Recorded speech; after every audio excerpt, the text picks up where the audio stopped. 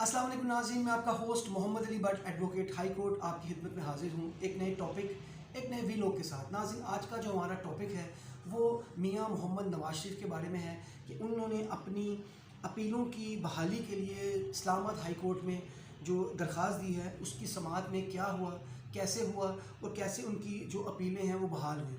नाज़रीन, दूसरा हम ये भी बात करेंगे कि वहाँ पे क्या मुकालमा हुआ, जो नैब के वकील हैं उन्होंने क्या मौक़िफ़ अपनाया कि वहाँ और दूसरे वहाँ पे जो मौजूद लोग थे वो उन्होंने क्या रिएक्शन दिया जब ये नैब ने अपना मौक़िफ़ दिया और जज साहबान ने कौन से सवाल पूछे। इन तमाम बातों पर हम रोशनी भी डालेंगे, बात भी करेंगे और अपने नाज़रीन को बताएंगे कि वहाँ पे क्या क्या हुआ। अच्छा नाज़रीन, उससे पहले एक आपसे रिक्वेस्ट है कि आप हमारे चैनल को सब्सक्राइब करें, हमारी वीडियोस को लाइक करें और हमारी वीडियोस को शेयर करें। इससे होता ये है कि हमारी तरह हौसला अफजाई होती है, हमें पता चलता है कि हम कैसी वीडियोस बना रहे हैं, क्या गलतियां हमारी और कहाँ कहाँ हम अपने आप को ठीक कर सकते हैं।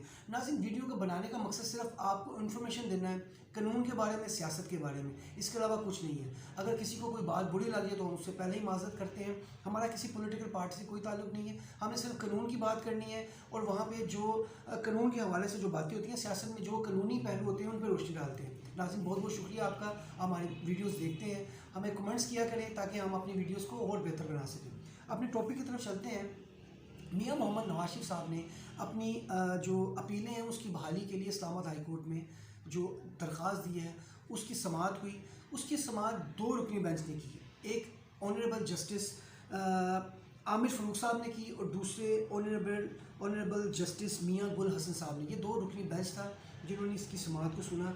उन्होंने नैब के वकील से पूछा कि क्या आप ये चाहते हैं कि हम इस केस को बंद कर दें। तो इस पर नैब के जो प्रोसिक्यूटर हैं उन्होंने कहा कि हम चाहते हैं कि अभी आप मियां मोहम्मद नवाज शरीफ की जो अपीलों को बहाल कर दें। उसकी वजह यह है कि मियां मोहम्मद नवाज शरीफ साहब ने अपने आप को अदालत में पेश कर दिया और जब कोई मुल्ज़िम या मुजरिम अपने आप को अदालत में पेश कर दे तो उसकी अपीलों की समाअत होनी चाहिए, उनकी अपीलों को बहाल कर देना चाहिए।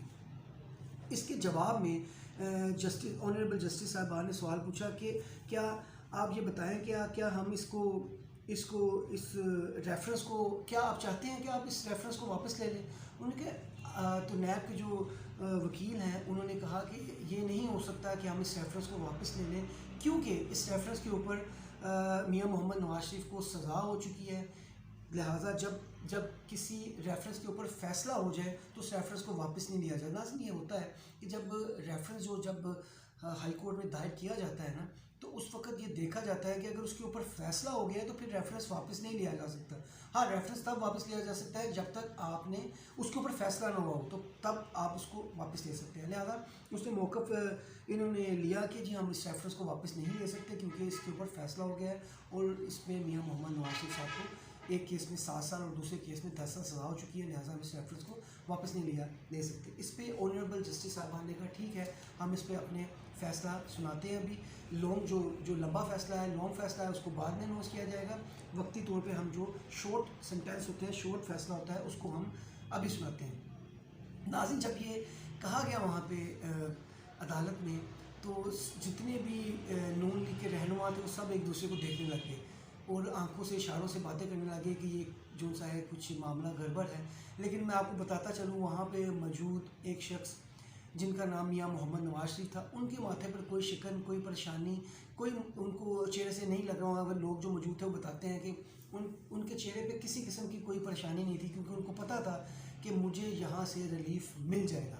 उसकी वजह हम सबको पता है कि उसकी वजह यह है कि इस मियां मोहम्मद नवाज शरीफ की जो डील है या ये समझ लिए उनको जो ये यकीन दहानी कराई गई है कि आपको यहाँ पे रिलीफ मिलेगा इस्लामाबाद हाई कोर्ट में, इस वजह से उनके चेहरे पर कोई परेशानी नहीं थी। नाज़रीन, उसके बाद हुआ क्या आप सबको पता है कि उस फैसले को होल्ड किया गया और बाद में बताया गया कि इनकी अपीलों को बहाल कर दिया गया है और मियां मोहम्मद नवाज शरीफ जो है अपनी अपीलों की समाअत के लिए पेश हुआ करेंगे। जैसे आगे मुकदमा चलता जाएगा वो मामला को चलाते रहेंगे। अच्छा, यहाँ पे आपको ये भी बताता चलूँ कि खुदा न खास्ता अगर मियां मोहम्मद नवाज शरीफ की अपीलें बहाल ना होती तो क्या होता।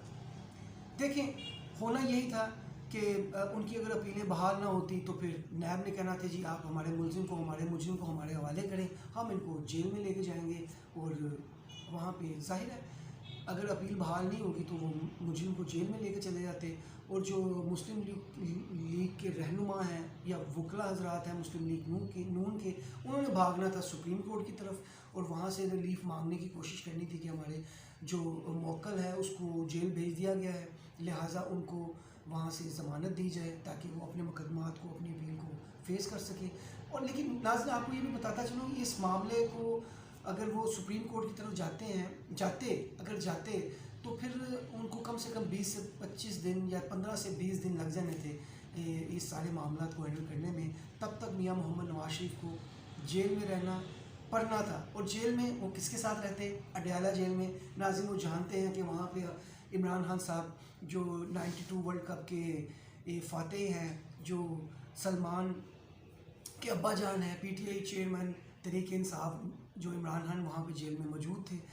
तो वहाँ पे उन दोनों ने यानी कि मियां मोहम्मद नवाज शरीफ साहब ने और इमरान खान साहब ने एक दूसरे का हमसाया बन जाना था। एक साइड पे मियां मोहम्मद नवाज शरीफ साहब की खोली होनी थी और दूसरी तरफ जो उनसे है इमरान खान साहब की खोली होनी थी। आमने सामने इनके हमसाया होना था और एक दूसरे से इन्होंने बातचीत भी करनी थी। मुल्क में जो हो रहा है उसके हवालों एक दूसरे से बयान करने थे अगर ये हो जाता तो। बहरहाल ये नहीं हुआ। मियां मोहम्मद नवाज शरीफ की जो अपीलों की बहाली हो गई और वो जेल जाने से बच गए। उनका जो स्टेटस था जो आज से 15 दिन पहले था, एक मुलजिम का, वो बहाल हो जाना था, जेल चले जाना था और उनके लिए नए मसले दरपेश हो जाने थे। लेकिन बहरहाल उनको ये रिलीफ मिला। नाज़रीन सोशल मीडिया पे ये बहुत ज़्यादा बात की जा रही है कि मियां मोहम्मद नवाज शरीफ साहब को आउट ऑफ द बॉक्स जाके जो कानून दिया गया है, यानी कि जो कानून में तरमीम तो नहीं कह सकते, यानी कि कानून का जो तराजू है जिसमें सिर्फ़ और सिर्फ मियां मोहम्मद नवाज शरीफ हैं और उनका पलड़ा भारी है, हर चीज़ उनकी तरफ झुक रही है, हर रिलीफ उनको मिल रहा है। कानून में जो चीज़ मौजूद भी नहीं है वो भी मियां मोहम्मद नवाज शरीफ साहब के पलड़े में जा रही है, यानी कि वो रिलीफ जो कभी किसी को नहीं मिला वो भी मियां मोहम्मद नवाज शरीफ को मिल रहा है। ये बात में सच्चाई तो है। एक स्टूडेंट ऑफ लॉ के जो मैं कहना चाहता हूँ कि अगर आप ये देखें कि मियां मोहम्मद नवाज शरीफ को कितने रिलीफ मिल रहे हैं, इसमें तो कोई शक नहीं कि उनको रिलीफ पे रिलीफ मिलता जा रहा है। और ये इसलिए मिल रहा है कि मियां मोहम्मद नवाज शरीफ को अगली बार वज़ीर-ए-आज़म बनाया जाए, यानी कि जो अब इलेक्शन होंगे इस पर मियां मोहम्मद नवाज शरीफ ही जो है वज़ीर-ए-आज़म बनते नज़र आ रहे हैं। नाज़रीन दूसरी बात मैं आपको ये बताता चलूँ कि अब जैसे मैंने आपको बताया कि मीडिया पे तो ये बातें चल रही हैं कि मियां मोहम्मद नवाज शरीफ को जो उनसे है ना आउट ऑफ द बॉक्स जाके उनको रिलीफ दिया जा रहा है। उनको जाहिर है एक लीडर की हवा इस तरफ चल पड़े कि उसको अगला वज़ीर-ए-आज़म बनाना है तो बनेंगे। आपको याद होगा 2018 में जब इमरान खान साहब को जब रिलीफ पे रिलीफ मिल रहा था या उनको मदद पे मदद मिल रही थी तो सब पता चल रहा था कि उनको भी आने वाला वक्त का वज़ीर-ए-आज़म बनाया जाएगा। इसी तरह मियां मोहम्मद नवाज शरीफ साहब को भी यहाँ पे रिलीफ मिल रहा है। इसमें दो राय नहीं है कि उनको रिलीफ जो मिल रहा है वो कानून में मौजूद नहीं है लेकिन आउट ऑफ द बॉक्स जाके मिल रहा है। लेकिन यहाँ पे मैं ये भी कहता चलूँ कि मियां मोहम्मद नवाज शरीफ साहब से ज़्यादतियाँ भी बहुत ज़्यादा हुई हैं। 3 दफ़ा उनकी हुकूमत को गिराया गया, 3 दफ़ा उनको मुल्क से बाहर भेजा गया, 3 दफ़ा उनके साथ नाइंसाफ़ी हुई। तो ज़ाहिर है फिर 3 दफ़ा के जो वज़ीर-ए-आज़म हैं उनको रिलीफ जो मिल रहा है ऐसा मिल रहा है जो कानून में नहीं है, यानी कि कानून से हट के उनको रिलीफ दिया जा रहा है, इसमें कोई शक नहीं है। नाज़रीन ये इस जो केस था इसका अदोहाल था कि वहाँ पे वहाँ मियां मोहम्मद नवाज शरीफ को बेल की उनकी अपीलों की समाअत के लिए बहाली दी गई कि इनकी अपीलें सुनी जा सकती हैं। आगे इसकी इसमें फ़र्दर क्या होता है हम आपको अपडेट करते रहेंगे। अभी तक के लिए हमें इजाज़त दें और नाज़रीन दोबारा रिक्वेस्ट करता हूँ कि हमारे वीलॉग्स को लाइक करें, हमारे चैनल को सब्सक्राइब करें, वीडियोज़ को शेयर करें ताकि हमारी हौसला अफजाई हो। बहुत बहुत शुक्रिया, थैंक यू वेरी मच। अल्लाह हाफ़िज़।